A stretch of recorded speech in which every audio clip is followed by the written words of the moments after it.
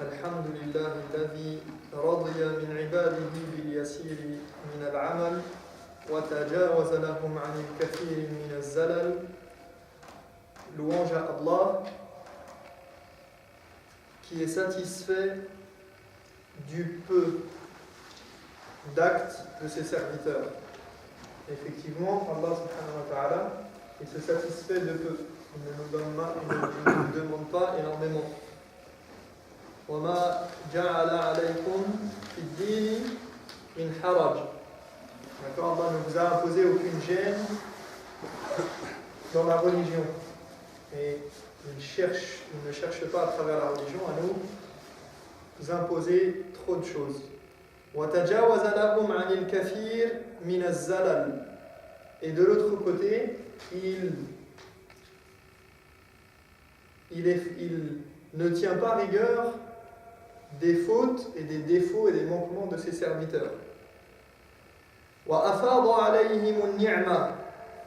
Et il a fait en sorte, il leur a donné énormément de faveurs. وَكَتَبَ عَلَى نَفْسِهِ الرَّحْمَةِ. Et il a prescrit et il a inscrit et fait en sorte que il fasse preuve de miséricorde. وَضَمَّنَ الْكِتَابَ الَّذِي كَتَبَهُ أَنَّ رَحْمَتَهُ سَبَقَتْ غَضَبَهُ. Et il a inscrit cet adage et il œuvre selon cet adage qui est que sa miséricorde précède sa colère. دَعَا عِبَادَهُ إِلَى دَارِ السَّلَامِ. Il a appelé ses serviteurs à Dar as-Salam, au paradis. Il les invite et il les appelle au paradis. فَعَمَّهُمْ بِالدَّعْوَةِ حُجَّةً مِنْهُ عَلَيْهِمْ وَعَدْلًا. Et il a fait en sorte que ce message se soit propagé, qu'il soit large pour l'humanité et qu'il soit une preuve contre tous ceux à qui parviendrait ce message. وَخَصَّ بِالْهِدَايَةِ وَالتَّوْفِيقِ مَنْ شَاءَ نِعْمَةً وَمِنَّةً وَفَضْلًا. Et il a fait que certaines personnes ont reçu la guidée et ont la réussite dans ce bas monde en matière de foi. Et il l'a donné à qui il le voulait. Et c'est une ni'ma, c'est une faveur, et une minna wa fadla, c'est une faveur envers ses serviteurs. فَهَذَا عَهْدُهُ وَحِكْمَتُهُ وَهُوَ الْعَزِيزُ الْحَكِيمُ. Et ça, c'est sa sagesse qui implique cela, et il est le tout-puissant, le sage. ذَلِكَ فَضْلُ اللَّهِ يُؤْتِيهِ مَنْ يَشَاءُ وَاللَّهُ ذُو الْفَضْلِ الْعَظِيمِ. Comme salam wa rahmatullah. Ceci est la faveur d'Allah qu'il donne à qui il veut. Il est celui qui a le plus de faveurs à donner.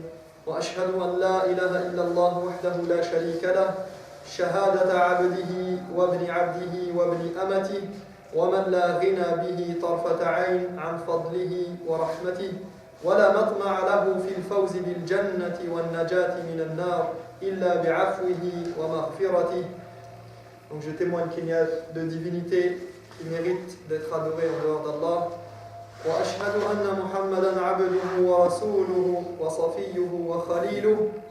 Et je témoigne que Muhammad est son serviteur, son messager et celui qu'il a choisi, son élu et son ami intime. أرسله رحمة للعالمين. Il l'a envoyé comme miséricorde pour les mondes. وقدوة للعاملين. Comme guide et comme exemple par excellence pour ceux qui œuvrent. وَمَحَجَّةً لِلسَّالِكِينَ. Et comme preuve pour ceux qui cheminent vers Allah. وَحُجَّةً عَلَى الْعِبَادِ أَجْمَعِينَ. Et comme indice et comme témoin contre ou en faveur des serviteurs dans leur globalité. وَقَدْ تَرَكَ أُمَّتَهُ عَلَى الْوَاضِحَةِ الْغَرَّاءِ وَالْمَحَجَّةِ الْبَيْضَاءِ. Et il a laissé sa communauté sur une voie claire, un chemin sans ambiguïté et sans équivoque. وَسَلَكَ أَصْحَابُهُ وَأَتْبَاعُهُ عَلَى أَثَرِهِ إِلَى جَنَّاتِ النَّعِيمِ. Et ses compagnons et ceux qui les ont suivis ses pas vers des jardins de délices.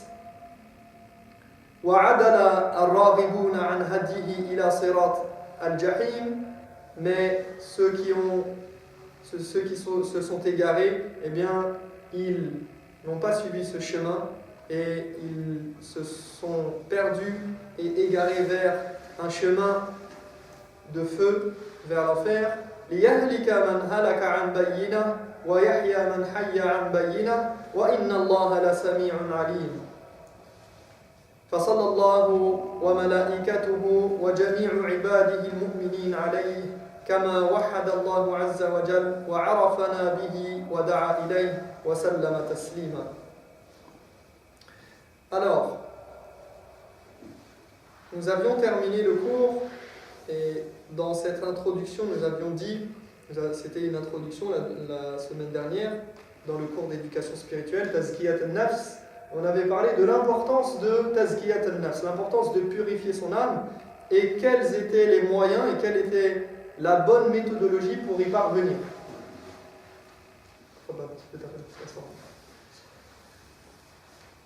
Donc, on avait parlé de ça et on avait terminé sur cette phrase d'un pieux qui disait وَمَنْ لَمْ يَتُبْ كُلَّ صَبَاحٍ وَمَسَاءٍ كَانَ مِنَ الظَّالِمِينَ. قال الله تعالى ومن لم يتوب فأولئك هم الظالمون. Il avait dit celui qui ne se repent pas matin et soir fait partie des injustes, comme le stipule le verset, ceux qui ne se repentent pas, voilà les injustes. Donc l'injustice ici c'est par rapport à soi-même et par rapport dans le rapport et le lien entre Allah et le serviteur. ومن لم يتوب فأولئك هم الظالمون. فمن لم يتوب فهو من الظالمين. Donc celui qui ne se repent pas, il fait partie des injustes. Il est injuste envers lui-même et envers son serviteur. Et on avait terminé en disant que cette éducation spirituelle, cette tazkiyat al-nafs, elle agit comme un garde-fou, comme un cadre. Elle recadre le musulman et le maintient sur la bonne voie pour qu'il ne soit pas touché et atteint par des vices et des défauts dans son cœur et dans sa foi, l'iman. Car, quelles que soient ses capacités intellectuelles, quelles que soient ses compétences, quelles que soient ses connaissances, quel que soit son âge, eh bien, à un moment ou à un autre, dans son cheminement vers Allah, il se peut qu'il soit atteint par un vice, il se peut qu'il soit atteint par un défaut, par la satisfaction de lui-même, par l'orgueil, l'ostentation, et qu'il se perde complètement.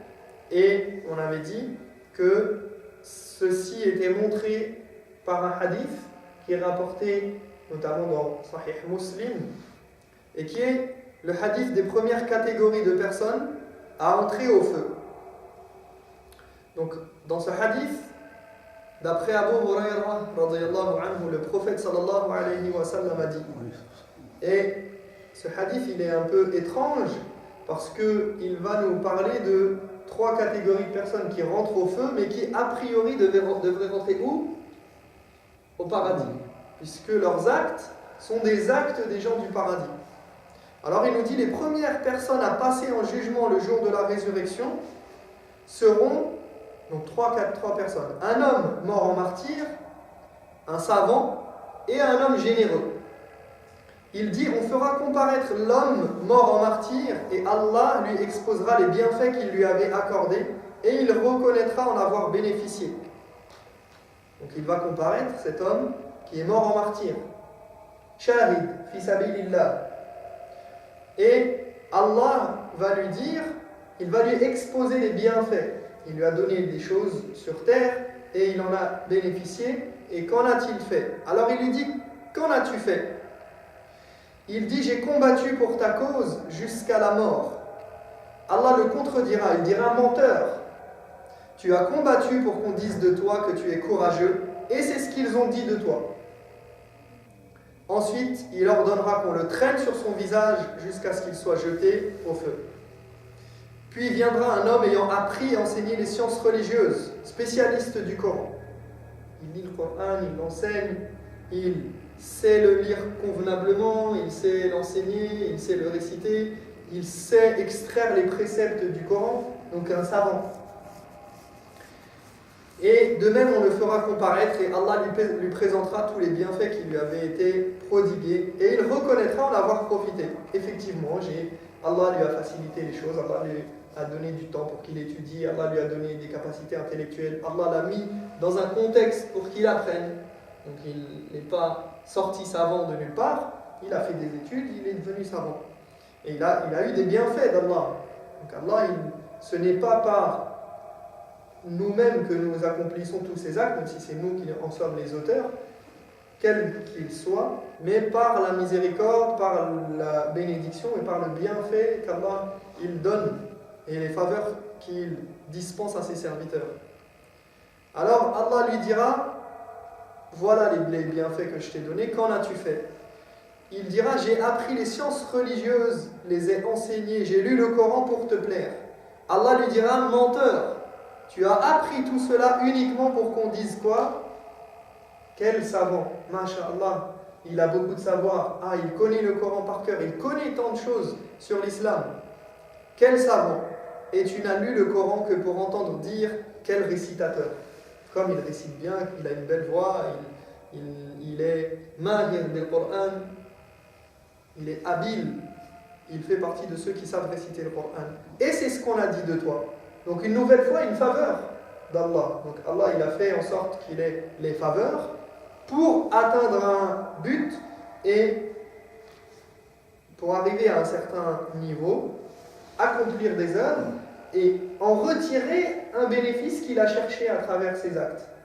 C'est encore une faveur d'Allah. Et ensuite, donc, il lui dit, c'est ce qu'on a dit de toi, et il ordonnera qu'on le traîne sur son visage jusqu'à ce qu'il soit jeté au feu. Enfin, un homme à qui Allah a fait don de ses largesses et qui a reçu toutes sortes de richesses se présentera pour son jugement. Donc vous avez vu, on a dit premièrement le mort en martyr. Deuxièmement, le savant. Troisièmement, quelqu'un qui a reçu beaucoup d'argent, beaucoup de richesses, soit par don, par héritage, soit par son travail, peu importe, il a reçu beaucoup d'argent, il avait de l'argent dans sa vie. Et après avoir reconnu tous les bienfaits dont il avait pu disposer durant sa vie, Allah lui demandera, qu'en as-tu fait? Il dira, je n'ai laissé aucune occasion de dépenser là où tu aimes qu'on dépense sans la saisir, dans l'espoir de te plaire. Donc dès qu'il voit un endroit où il pense que cela peut plaire à Allah, en tout cas en apparence, il dépense. La construction d'une mosquée, il dépense. La construction d'un orphelinat, un pauvre, une sadaqa, etc. Quelqu'un qui est dans le besoin, il envoie de l'argent au bled pour sa famille. Donc, chaque point et chaque endroit, chaque occasion de faire le bien et de donner son argent, il la saisit et il donne et il dit, j'ai fait ça dans l'espoir de te plaire. Ce à quoi Allah rétorquera, menteur, et c'est Allah qui connaît ce qu'il y a dans les cœurs, tu n'as fait cela que pour qu'on dise de toi, quel homme généreux. Et c'est ce qu'on a dit. Et on ordonnera qu'il soit traîné sur son visage jusqu'à ce qu'il soit jeté au feu. Donc vous avez vu, là on a 3 catégories de personnes qui ont œuvré, qui en apparence avaient peut-être un cœur pur et un cœur saint, et comme salam wa rahmatullah, et qui pourtant sont rentrés au feu. Et ils sont jugés comme ayant œuvré et fait ces actes-là pour autre qu'Allah en fait. Donc ils ont fait preuve d'ostentation. Ou en tout cas ils ont associé à Allah dans leurs œuvres, dans leurs actes, dans ces actes-là en particulier. Après cela ne veut pas dire qu'ils seront au feu éternellement, donc Allah, qu'ils seront au feu éternellement, mais en tout cas ils sont jugés comme ayant... Pardon? C'est l'exemple. L'exemple, oui. Ce que vous venez de dire là, c'est pas des questions pour Dieu a donné toutes les faveurs. C'est ce que vous venez de dire. Oui. Avant quoi il a été à l'école, il a donné l'argent, il a donné tous les pouvoirs. Quoi. Moi, je vous écoute, mais c'est pour répéter ce que vous venez de dire. Quoi. Oui, donc c'est ça. C'est 3 personnes. Ouais. Un, il est mort au combat, en martyr. L'autre, il a étudié, il est devenu savant. Et l'autre, il a dépensé de l'argent, il a fait des bonnes œuvres, des dons, d'accord, par charité. Mais ces personnes-là, en fait, elles n'ont pas fait ça pour Allah, elles ont fait ça pour autre chose, pour obtenir l'approbation des gens, pour que tout le monde dise « Ah, mashallah, quelle personne fantastique, elle fait du bien, elle fait des bonnes choses, elle est pieuse, elle apprend la science, elle étudie, elle lutte pour la cause d'Allah. » Mais au final, eh bien, ces personnes-là, Allah, il sait ce qu'il y a dans les cœurs et il fait apparaître ça au jour du jugement. Et en effet, pourquoi cela finit comme ça? Parce que l'acceptation des œuvres dépend de deux éléments. Il y a le fond et il y a la forme. Le fond, c'est l'intention, et la forme, c'est la conformité au modèle prophétique. قال الله تعالى الذي خلق الموت والحياة ليبلوكم أيكم أحسن عملا. Allah dit, Allah a créé la mort et la vie pour vous éprouver et connaître ceux d'entre vous qui seront les meilleurs en œuvre. Donc pour quelle raison Allah nous a créés?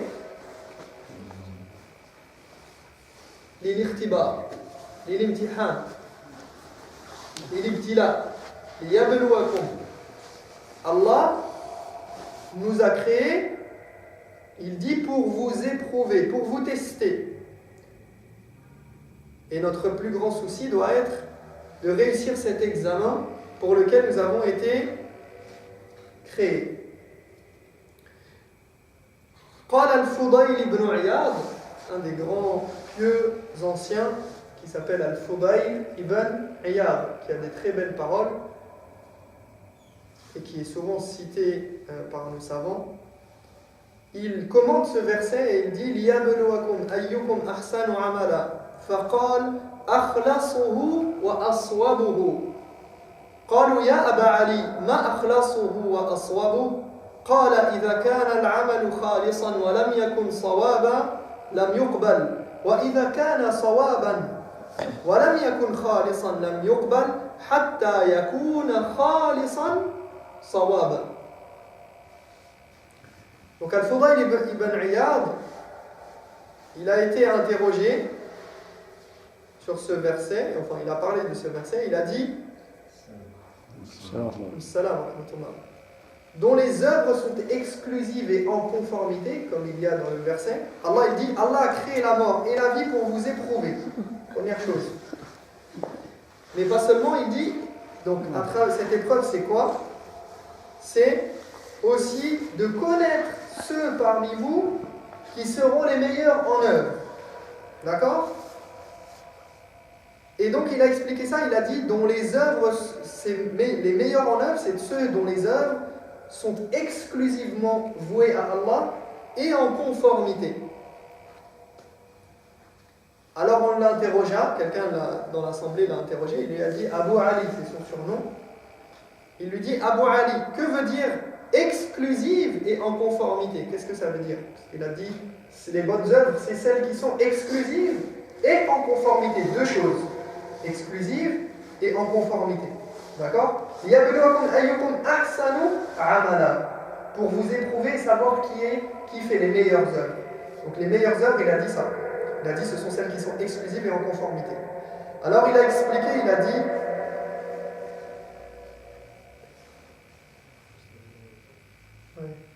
il a dit si l'acte est totalement dévoué à Allah mais n'est pas fait correctement, alors il ne sera pas accepté.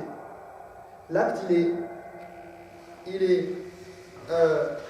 dévoué, fait pour Allah, mais il n'est pas fait correctement, il ne sera pas accepté.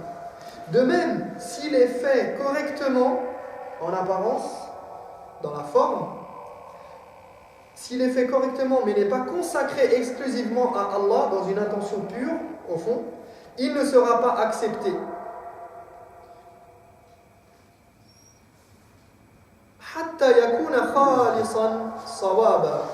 Il dit ainsi, aucune œuvre ne sera acceptée tant qu'elle ne sera pas exclusive pour Allah et en conformité. Donc, exclusive pour Allah et en conformité avec la sunna du prophète sallallahu alayhi wa sallam.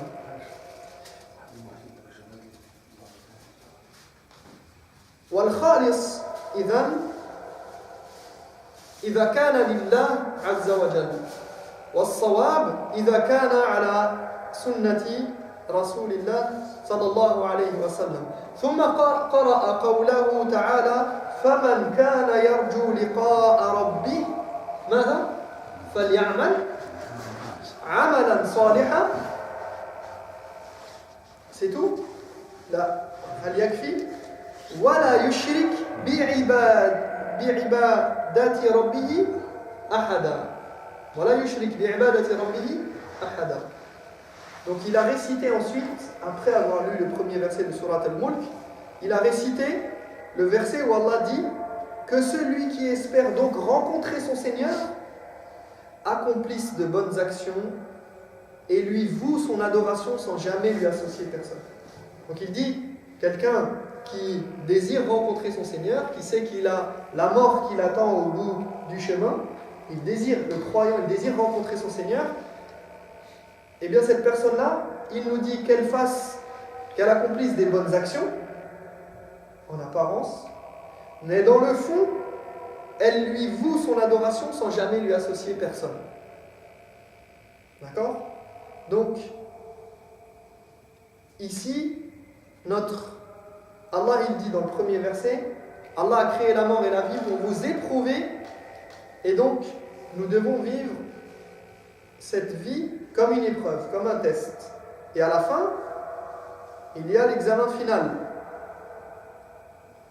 Et toute notre vie doit tourner autour de cette pensée-là. قُلْ إِنَّ صَلَاتِي وَنُسُكِي وَمَحْيَايَ وَمَمَاتِي لِمَنْ لِلَّهِ رَبِّ الْعَالَمِينَ لَا شَرِيكَ لَهُ وَبِذَلِكَ أُمِرْتُ وَأَنَا أَوَّلُ الْمُسْلِمِينَ. Dis, ma salat, ma prière et mes actes de dévotion en général, ma vie et mon trépas, ma vie et ma mort, sont entièrement voués à mon Seigneur, le maître de l'univers, qui n'a point d'associé. Tel est l'ordre que j'ai reçu et auquel je suis le premier à me soumettre. Ma salat, mes actes de dévotion, donc tout ce qui concerne la religion et tout ce qui concerne l'adoration d'Allah. D'accord? Et ça c'est haqqu al-ubudiyya wa huwa al-uluhiyya. D'accord? C'est le droit d'Allah à être adoré, seul, sans associé. C'est le droit d'Allah en tant que divinité. D'accord? Inna salati wa nusuki. An-nusuk, c'est tous les actes de dévotion générale, et ça peut être aussi le fait d'immoler une bête, de sacrifier une bête. Donc c'est en même temps salat ou ce qu'on fait le jour de l'Aïd. Le jour de l'Aïd, on fait la prière et on fait quoi? Aïd al-Adha, on sacrifie une bête. Donc c'est souvent, Allah il fait le lien entre ces deux actes qui sont importants. Donc salat et sacrifice. Et ici le sens du mot sacrifice, c'est aussi les actes de dévotion. Donc dans ce verset, la première partie, elle concerne l'adoration d'Allah. Et dans la suite, c'est al-hayat wal-mamat. Inna salati wa nusuki wa mahyaya wa mamati. Ma vie et ma mort. Donc toute mon existence, elle est pour Allah, elle est consacrée à Allah. Et cette existence-là, elle dépend d'Allah en tant que Seigneur, créateur, qui administre, qui organise. Donc, ar-rububiyya. D'accord? Donc ici, on a les deux pans du monothéisme.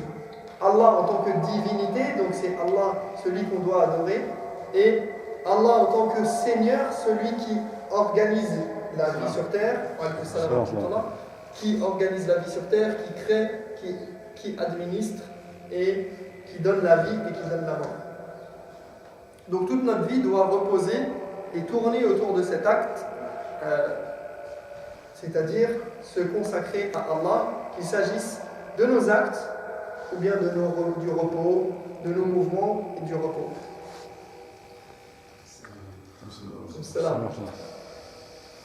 وقال تعالى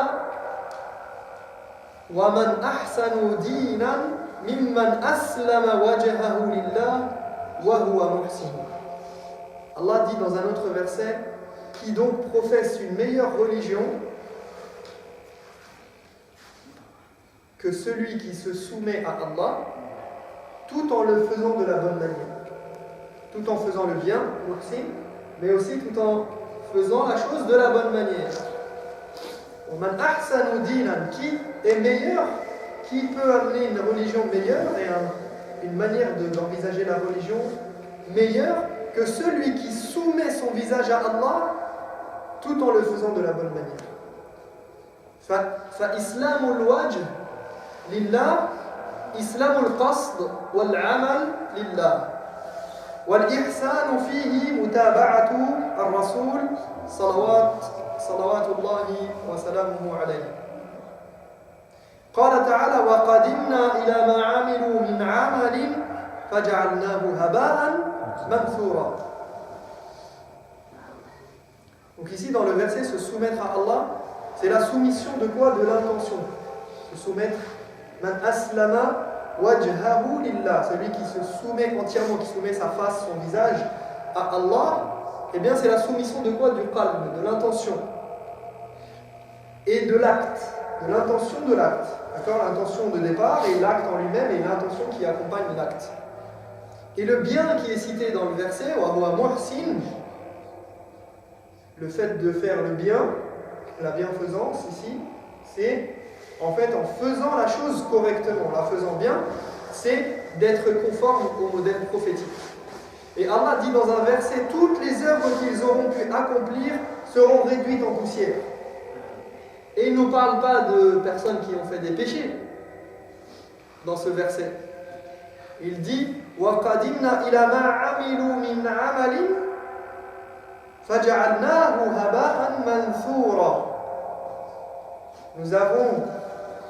Ils ont fait des œuvres, ils ont œuvré, donc ils ont œuvré pourquoi? Pour le bien ou pour le mal? Non, ils ont œuvré pour le bien, en apparence. Mais Allah, il termine ce verset, il dit, eh bien, toutes les œuvres qu'ils auront pu accomplir seront réduites en poussière. Pourquoi? De deux choses l'une, soit parce qu'elles n'étaient pas faites pour l'amour d'Allah, donc les actes, les œuvres n'étaient pas faits, les actes n'étaient pas faits pour Allah, ou soit parce qu'elles n'étaient pas conformes à ce qu'on attend d'un acte. Voilà les deux raisons pour lesquelles l'acte de bien en apparence pourrait ne pas être accepté et agréé par Allah. Comme l'a dit un savant, Al-Junayd, il dit « Tout acte qui n'est pas accompli pour Allah sera réduit en poussière. » Tout acte qui n'est pas accompli en cherchant la satisfaction d'Allah, eh bien, il sera réduit en poussière. Et logiquement, si tu fais des actes, tu œuvres, tu fais ta prière, tu vas faire le pèlerinage, la umrah, la zakat, le jeûne du mois de Ramadan ou d'autres actes qui sont purs en apparence, des aumônes, etc. Tu œuvres, tu fais des choses pour quelqu'un d'autre qu'Allah. Eh bien, comment peux-tu espérer une récompense de la part d'Allah? Puisque tu ne le fais pas pour Allah. Si tu travailles pour quelqu'un, tu as travaillé pour ton patron et tu viens me demander ton salaire. Je vais dire non, Ibrahim. Je vais dire pourquoi tu me demandes ton salaire alors que tu t'as travaillé pour quelqu'un d'autre. Eh bien, c'est la même chose. Si tu as travaillé pour quelqu'un d'autre qu'Allah, tu as fait les choses pour autre qu'Allah, eh bien, comment peux-tu espérer la récompense d'Allah pour cet acte? Si tu as fait la prière, mais bien sûr tu pries Allah dans ta prière, mais c'est ta motivation de départ, tu ne pries pas quelqu'un d'autre dans ta prière, mais tu le fais d'une certaine manière pour que les gens t'apprécient. ou pour qu'on ne dise pas de toi comment il n'a pas fait sa prière, ou pour obtenir quelque chose de ce bas monde, pour obtenir une place quelque part. Tu sais que si tu ne fais pas tel acte, eh bien on ne te considérera pas. Et bien si tu fais ça dans cet espoir-là, eh bien ne t'attends pas à ce que Allah te récompense pour cet acte.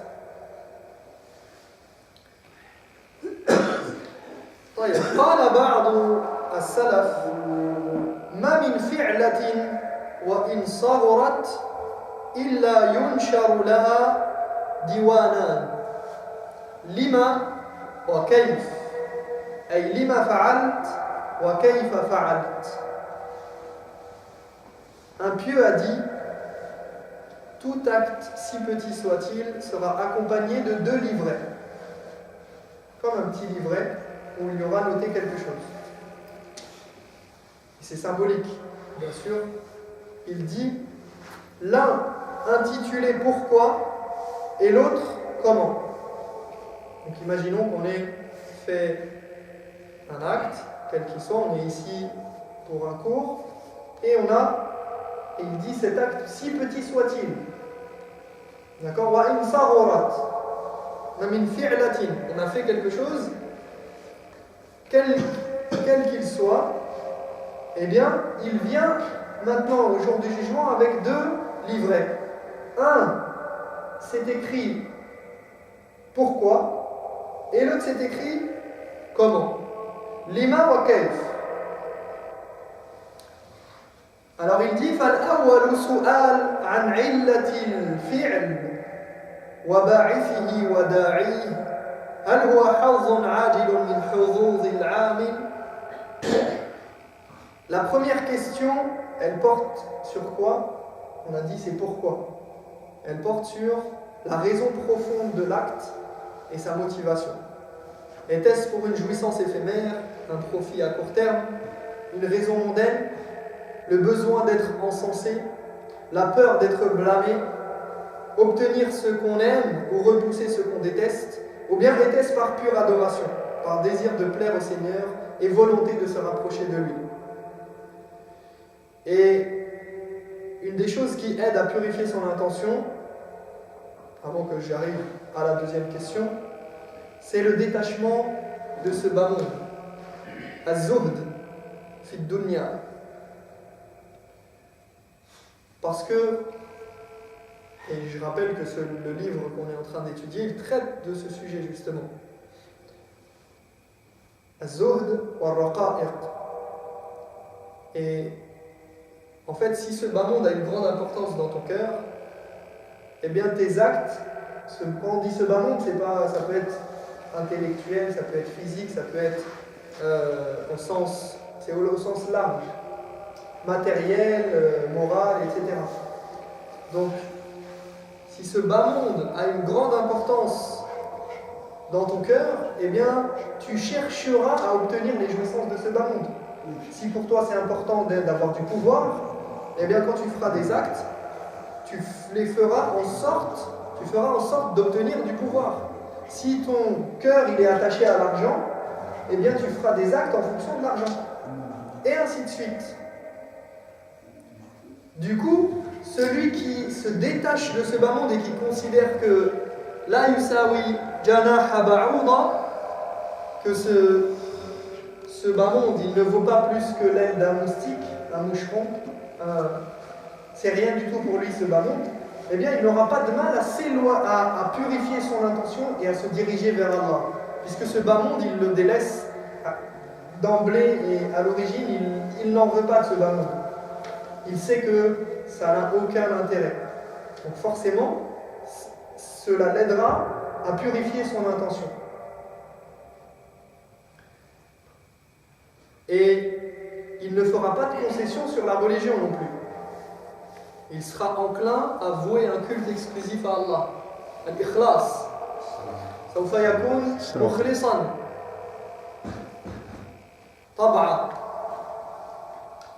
D'accord? Il va être naturellement poussé vers la purification de son intention, avoir une intention pure pour Allah.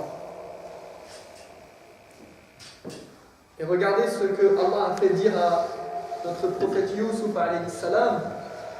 Il nous montre un peu l'importance de cette intention pure et sincère pour Allah subhanahu wa ta'ala. Youssouf alayhi salam, lorsqu'il était en prison, il a dit Ya sahiba is-sijn a'arbabun mutafarriqun khayrun amillah al-wahid al-qahhar. Ô vous, mes deux compagnons de cellule, mes compagnons de prison, vous êtes avec moi en prison. Il les interpelle, il parle avec eux. Et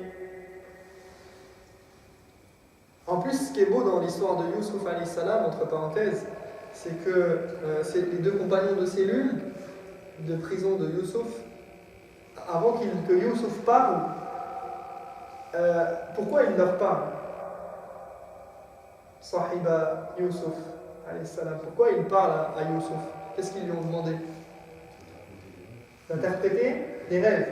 D'accord. Et Youssouf alayhi salam, il ne leur répond pas directement. Mais il leur dit d'abord, il les appelle, il raconte ce qui s'est passé de son histoire et il les appelle à adorer Allah.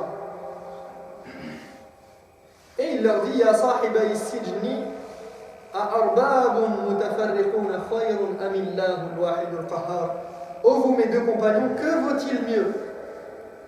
Une multitude de divinités ou Dieu l'unique, le dominateur suprême? Donc il les interpelle, il dit est-ce qu'il vaut mieux être éparpillé et suivre cette tendance, suivre cette envie, suivre cette passion, suivre le désir de gloire, le désir d'être encensé, le désir d'avoir une position dans la société, les femmes, shahawat, etc. Est-ce qu'il vaut mieux être éparpillé ou bien n'avoir qu'un seul but suprême et ultime? Et donc la pureté de l'intention, al-ikhlas, al-tawhid, c'est ce qui apporte la paix spirituelle et la paix intérieure dont on nous parle souvent. C'est ça, la personne elle n'a qu'un but, c'est Allah. Donc elle est détachée de ce bas monde et qu'elle l'ait ou pas, peu lui importe. Parce que cette personne sait que c'est Allah qui donne et c'est Allah qui prive. Elle sait que c'est Allah qui donne la vie et qui donne la mort. Et donc, elle est convaincue de cela. Et elle est tranquille par rapport à ce qui lui arrive dans sa vie, qu'elle ait ou qu'elle n'ait pas, qu'elle aboutisse au résultat qu'elle voulait ou pas, qu'elle soit prise de tel ou tel problème, ou souci ou maladie, eh bien, elle sait que tout est entre les mains d'Allah.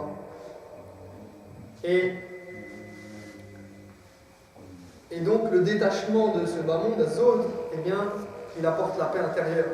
Et c'est cela la vie heureuse et plaisante dont nous parle Allah lorsqu'il dit Man amila salihan min dhakarin aw untha wa huwa mu'min falanuhyiyannahu hayatan tayyiba. Quiconque, homme ou femme, aura fait le bien tout en étant croyant, nous lui assurerons une vie heureuse. D'accord? Donc tout homme ou femme qui fait le bien, et il est croyant, donc il est croyant sincèrement et il a une intention pure lorsqu'il œuvre, eh bien Allah il dit, nous lui assurerons une vie heureuse et plaisante. Hayatan tayyiba. Donc il vit détaché de ce bas monde, il ne vit pas éparpillé et soumis à ses désirs et ses passions et ses pulsions. Et il est أأرباب متفرقون لا أأرباب متفرقون خير أم الله الواحد القهار الله الواحد القهار خير من هذه الآلهة والأرباب هنا بمعنى الآلهة. D'accord? Rabb ici ça a le sens de ilah. Parfois il peut y avoir une interversion des termes. Donc ce qui est adoré, Arbab, c'est le pluriel de Rabb, le Seigneur. Donc, وارضى بما قسم الله لك تكون أغنى الناس. Si tu te satisfais de ce qu'Allah te donne, tu seras le plus riche des hommes, comme l'a dit le prophète alayhi salatu wassalam, lorsqu'il a donné des conseils à Abu Huraira. Il lui a dit: Ya Abu Huraira, warda bima qasama Allahu lak takun aghna an-nas. Sois satisfait de ce qu'Allah t'a donné, tu seras le plus riche des hommes. Et c'est parce que souvent nous sommes loin de cette idée-là de pureté d'intention que nous vivons dans le stress, les soucis, etc. Taïeb, revenons à ces deux diwan, à ces deux livrets, wa alaykoum salam wa rahmatullah, ces deux questions qui viennent avec chaque œuvre. Donc imaginez chaque œuvre que l'on fait qui viendrait avec ces deux livrets. Pourquoi tu l'as fait cet acte et comment tu l'as fait? Lima wa kayf. Alors il dit: هل هو حظ عاجل من حظوظ العامل وغرضه أو غرض من أغراض الدنيا في محبة المدح من الناس أو خوف ذمهم أو استجلاب محبوب عاجل أو دفع مكروه عاجل أم الباعث على الفعل القيام بحق العبودية وطلب التودد والتقرب إلى الرب سبحانه وتعالى وابتغاء الوسيلة إليه. فهذا جواب لما. Donc voilà la réponse à la question pourquoi. ومحل هذا السؤال أنه هل كان عليك أن تفعل هذا الفعل لمولاك أم فعلته لحظك وهواك. En gros, as-tu fait cet acte pour ton Seigneur ou bien pour toi-même et dans ton propre intérêt? Chacun doit se poser cette question régulièrement lorsqu'il œuvre, lorsqu'il fait des actes pour Allah. Il doit se demander: est-ce que je fais ça pour Allah? Et il répond sincèrement entre lui et son Seigneur. Personne ne peut savoir. C'est pas la peine de le dire à quelqu'un. Parce que des fois, on nous fait quelqu'un, souvent, on entend des gens faire des œuvres, des actes pour l'islam, ou quel qu'il soit, des actes de bien en apparence. Et la personne dit: mais non, mais moi je le fais sincèrement pour Allah. Moi je suis 100% dans l'ikhlas. Mais nous, on ne lui demande pas de sortir ce qu'il a dans son cœur. On ne lui demande pas à cette personne de nous dire si elle le fait ou non. Seul Allah peut juger. Mais elle-même, elle peut savoir. Par l'ikhlas, sur certains actes, on peut savoir qu'on a été sincère et qu'on l'a fait exclusivement et voué à Allah subhanahu wa ta'ala. Quelle est la preuve qu'on peut le savoir? Pas toujours, hein, bien sûr, on est toujours entre des fois on est dans le doute, mais il y a un hadith qui est d'ailleurs cité dans Bab al-Ikhlas souvent, qui est classé dans Bab al-Ikhlas, et qui parle de personnes qui ont fait des œuvres et qui savaient, ou qui en tout cas pensaient fortement qu'elles avaient fait cet acte sincèrement pour Allah. Quel est le hadith? Ça vous dit quelque chose? Pensez à un hadith. Et je vous donne un indice. Il y a 3 personnes dans le hadith.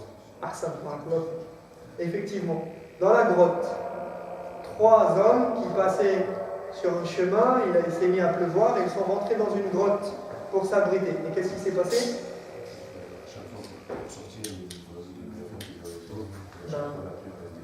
Non, mais avant ça, il y a eu un éboulement.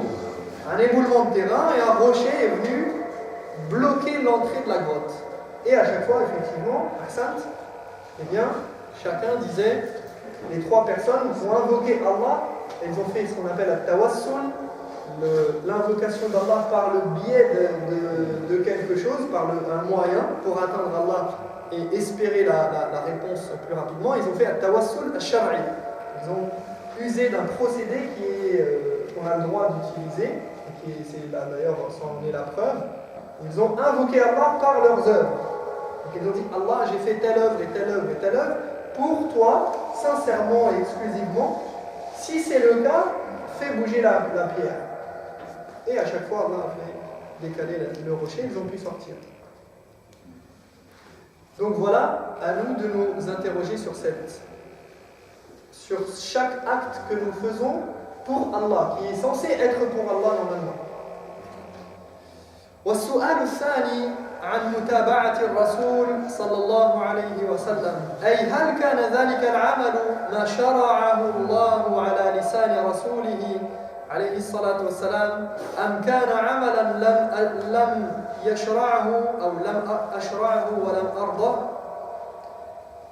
Quant à la question comment, donc la deuxième partie, elle concerne la voie prophétique, c'est-à-dire est-ce que cet acte était conforme à ce qu'Allah a décrété par le biais de son messager, ou bien était-il contraire à ce qu'Allah aime et agrée. Donc on a la question lima et la question kayf. Pourquoi et comment a-t-il été fait cet acte? فالأول سؤال عن الإخلاص والثاني سؤال عن المتابعة فإن الله سبحانه وتعالى لا يقبل عملا إلا بهما. La première question est donc relative à l'intention, comme nous avons dit le fond. Et la deuxième, elle est relative à la voie prophétique, c'est la forme et la manière. Car Allah n'accepte aucune œuvre sans que ces deux éléments soient réunis. فطريق التخلص من السؤال الأول بتجريد الإخلاص وطريق التخلص من السؤال الثاني بتحقيق المتابعة. La bonne réponse à la première se fait en épurant l'intention. Pour répondre à la question pourquoi, eh bien il faut tajrid al-ikhlas. Il faut épurer son intention et consacrer cet acte et cette intention totalement à Allah. Et malgré tout, ce n'est pas si facile que l'on croit, car l'âme aime avoir une part pour elle-même. L'âme, elle est égoïste. L'âme de l'être humain, elle veut pour elle-même. Elle veut s'approprier. Elle veut que ce soit elle qui gagne. Pourquoi on fait des compétitions? Pourquoi on supporte des équipes de foot? Pourquoi un tel il est pour Marseille, l'autre il est pour PSG, l'autre pour je ne sais pas qui, et pourquoi ils se bagarrent? Pourtant eux-mêmes peut-être ne jouent pas ne sont pas acteurs, mais ils sont prêts à s'entretuer. Pourquoi? Parce que l'âme, elle veut gagner. Elle veut que ce soit elle qui ait une part dans cette affaire et dans cette histoire. Eh bien,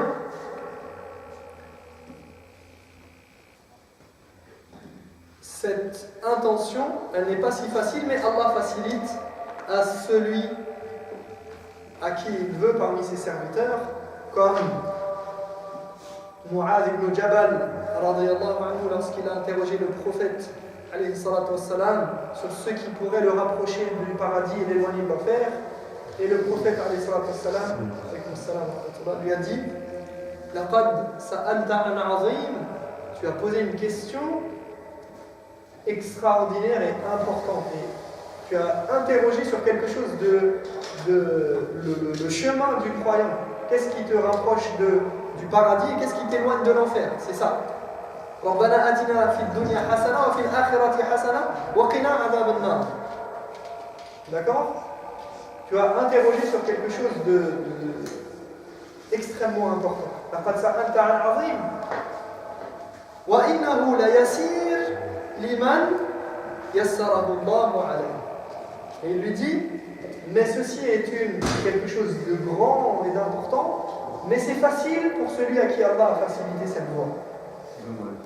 Donc ça c'était pour la première question. Et la deuxième c'était donc pour se dégager de cette question et répondre correctement, eh bien il suffit de suivre le chemin prophétique, le chemin du prophète alayhi salatu wassalam.